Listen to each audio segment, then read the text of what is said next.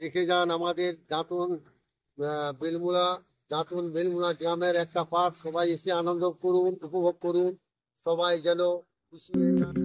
Hello friends, আজ আমরা সকাল সকাল বেরিয়ে পড়েছিলাম পশ্চিম মেদিনীপুরের দাঁতনের সুবর্ণরেখা নদীর তীরেই অবস্থিত একটা খুব সুন্দর পার্কের উদ্দেশ্যে।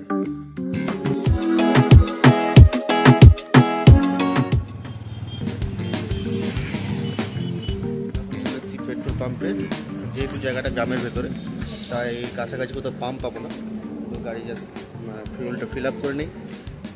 চলো দেখা হচ্ছে।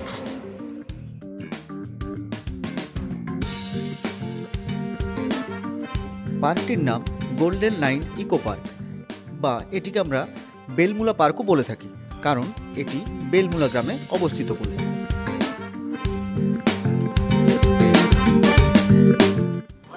বন্ধুরা, আজ আমি আমার এই ভিডিওর মাধ্যমে পার্কের অনেক অজানা কথা আপনাদের সাথে শেয়ার করতে চলেছি, যেগুলো আপনারা জানলে খুশি হবেন।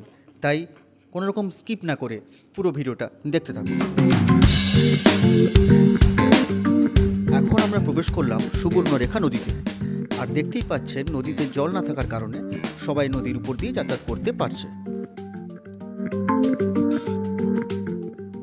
অবশেষে পৌঁছে গেলাম আমরা আমাদের ডেস্টিনেশনে।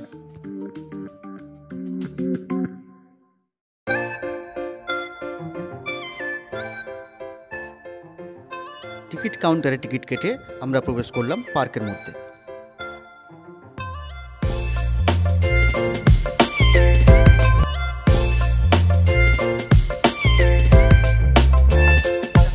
একজন ভদ্রলোকের সাথে, ওনার সাথে আমি আলাপ করে নেবো। উনি হচ্ছে পার্কের গাইড, উনি বলে দেবেন আমাদের পার্ক সম্বন্ধে। আপনার নামটা? আমার নাম মনমত ভূঁইয়া, বেলমুড়া বাড়ি, থানা দাঁতন, জেলা মেদিনীপুর, পশ্চিম মেদিনীপুর। কবে থেকে চালু হয়েছে? মানে এই 5-6 বছর আগে থেকে আমরা শুরু করেছি, অনেক কষ্ট করে শুরু করেছি। আমাদের উত্তম বাবু আমাদের সভাপতি, ওনার সহযোগিতায় আমরা করেছি। কেন করেছি, আমরা নন্দনকানন গিয়েছিলাম, সেখানে খেতে পাই। সেখানে আমরা খাবার টাবার নিয়ে গেছি 28 জন, 3টা গাড়ি। ওখানে রান্না করতে দেয়নি নন্দনকানন। আমরা বহুত কষ্টে গাড়ি নিয়ে আমরা রিটার্ন এলাম। এসে আমরা ভসরা গেলাম। ভসরা যেতেই পা দিতেই সেখানে 20 টাকা নিল, 560 টাকা দিলাম, রিটার্ন এলাম। এসে এক ফাঁকা জায়গায় আমরা রান্না করলাম। রান্নার সুবিধা হলো না, খাওয়া দাওয়া ঠিক হলো না, সবাই রেগে টেগে এলো। আসার পরে আমাদের নদীঘাট, সদরঘাট, ওইখানে আমরা প্রতিশ্রুতি নিলাম। এই উত্তমবাবু আমাদের হেড, এই উত্তমবাবু প্রতিশ্রুতি নিল যে এখানে একটা পরিষেবা করা হবে বা একটা পার্ক আমরা আরম্ভ করব।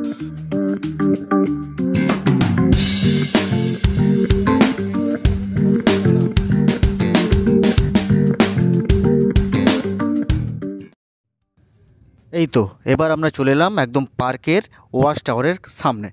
এখন আমরা টাওয়ারের উপর উঠবো, উঠে উপর থেকে গোটা বেলমুলা এলাকাটা দেখবো কেমন লাগে। আমার সাথে তোমরাও দেখতে থাকো, চলো। এটা হচ্ছে বেলমুলা ইকো পার্কের ওয়াচ টাওয়ারের 5 তলা। তো সেখানে আমরা উঠেছি। এখান থেকে এলাকাটা খুব সুন্দর করে আপনারা পরিষ্কার দেখতে পাবেন।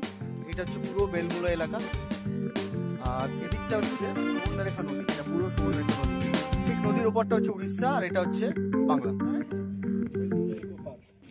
ওহ দারুণ, কি সুন্দর লাগছে না উপর থেকে জায়গাটা। আপনাদেরও এই জায়গাটি উপভোগ করতে হলে হাতে কিন্তু একদিন সময় বার করে চলে আসতেই হবে বেলমুলা পার্কে। পার্কটি সকাল 7টায় থেকে সন্ধ্যে 6টা পর্যন্ত খোলা থাকছে সবার জন্য। আপনারা এখন দেখছেন ভালো, কিন্তু আষাঢ় শ্রাবণ মাসের মধ্যে আমরা নদীর ভয়ে আমরা বাড়িতে থাকতে পারি না, অন্য জায়গায় চলে যাই।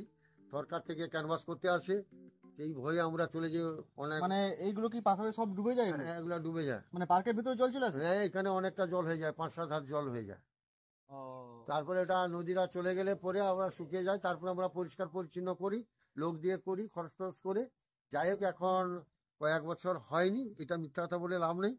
যাই হোক, আপনারা এসে তদারক করবেন, দেখবেন, এটাই ভালো। এত সুন্দর একটা জায়গা দেখে একটা স্লো মোশন ভিডিও করার খুব ইচ্ছে হলো, তাই দেরি না করে চট করে ফেললাম স্লো মোশন ভিডিও।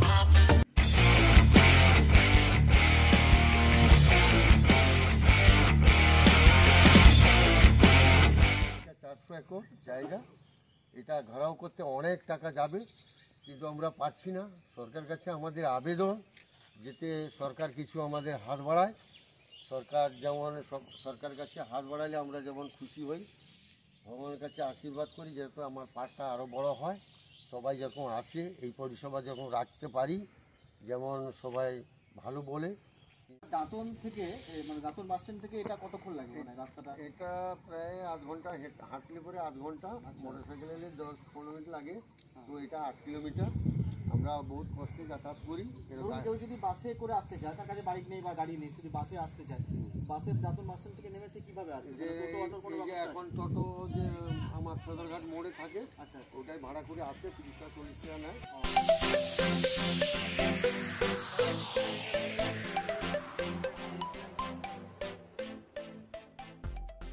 এখানে পার্কে যারা আসে ঘুরতে, হ্যাঁ ওনারা যদি খাওয়া দাওয়া করতে চায়, হ্যাঁ তো সেরকম কি কোথাও ব্যবস্থা আপনাদের জানাশোনা আছে? হ্যাঁ, এখানে আমার বৌদির হোটেল, এখানে সব কিছু পাওয়া যায়। এই বৌদির কাছে এই ব্যবহারের জন্য সবাই আসে। গাড়ি যত এখানে গাড়ি চলছে, সে গাড়ির ড্রাইভার কেন, গ্রামের লোক কেন, রাস্তা চালানো কেন, প্যাসেঞ্জার কেন, ঘাটের প্যাসেঞ্জার কেন, সবাই আসে এখানে। এখানে বসে আনন্দ পায়। এখানে সব কিছু পাওয়া যাবে। পার্ক থেকে বেরিয়ে ইচ্ছে হলো নদীটাকে আরেকটু কাছ থেকে দেখার, তাই আমরা চলে গেলাম নদীর একদম মাঝখানে। এখন আছি নদীর পুরো মাঝখানে, দেখতেই পাচ্ছেন চারদিকে শুধু বালি আর বালি, এদিকে বালি, ওপাশে বালি, মাঝখানে সরু রাস্তা, যে রাস্তাটা বর্ষাকালে ডুবে যায়। আরেকটা জিনিস দেখুন, নদীতে এখন জল না থাকার কারণে এই নৌকাগুলো বর্ষাকালে যেভাবে যাত্রী নিয়ে পারাপার করতো, তারা কিন্তু এখন বিশ্রামই করছে। তো বন্ধুরা, আজ আমাদের জার্নিটা বেশ ভালোই কাটলো। তোমরা ভিডিওটা দেখে অবশ্যই কিন্তু কমেন্ট করে জানিও যে তোমাদের ভিডিওটি কেমন লাগলো। আর এরকম আরও জার্নির ভিডিও দেখতে জার্নি উইথ রানা চ্যানেলটা সাবস্ক্রাইব করে নিও। ও হ্যাঁ, ভিডিওটা কিন্তু সবাইকে শেয়ার করে দিও, যাতে সবাই একবার হলেও এত সুন্দর একটা পার্কে ভিজিট করতে পারে। সবাই খুব ভালো থেকো, সুস্থ থেকো, দেখা হচ্ছে পরের কোনো ভিডিওতে। টাটা। জয় হিন্দ, বন্দে মাতরম।